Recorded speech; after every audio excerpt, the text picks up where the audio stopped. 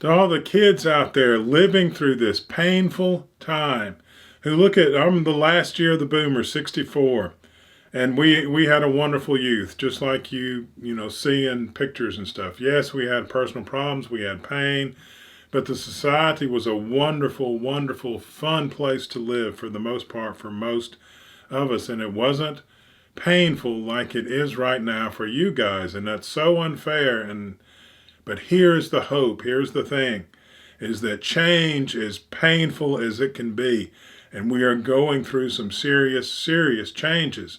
But once you start putting things back together again, once you realize that we need everybody, that we need each other to make this thing work, and when you get together and instead of screaming about racism and screaming about gender, you actually start trying to find the truth, that is separate from yourself. You don't worry about yourself anymore.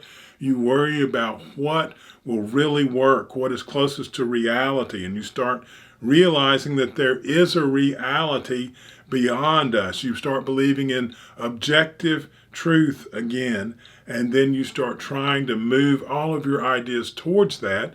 Then that takes a great deal of work, and you have to look at things of the past. You read all the psychology and sociology and literature and math and science and all of it to try to get an understanding of what worked in the world, with the understanding that that's not perfect, but it has a lot of great information. And then you start applying that to the new problems. And that's why we have, some people do the literature, some people do the math, and then we've always kind of thought it was a good idea for everybody to have a little of all of it so you can have a broader understanding.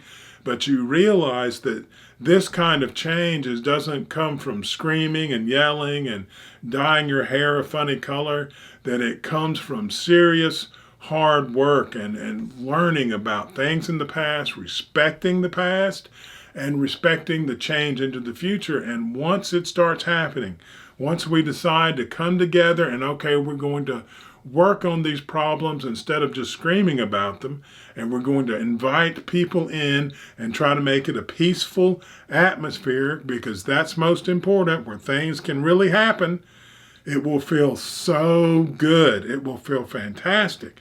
And you'll still be relatively young during that period, and it will be glorious and wonderful. And you can go on dates and be with each other and hold each other's hands and look out at the horizon and think, oh, where is humanity going to go now? Mars probably, but maybe you'll look up into the sky instead of the horizon now. That'll be a change.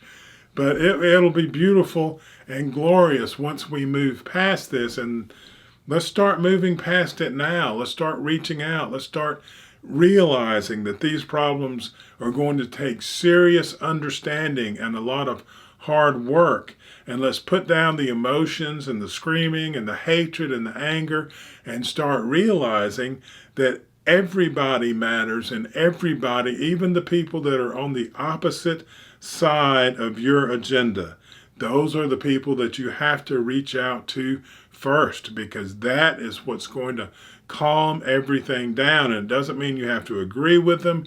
You just have to respect their humanity. They are part of the group that you are part of, and realize that you're not a special human with special insight, that you're just another one of us who wants your ideas to come to the forefront, because you believe strongly that they are the best for humanity. But you realize that you have to listen to others, hone your ideas, refine them, make them better by listening to the opposite side, and trying really to understand and move humanity forward, not your own agenda.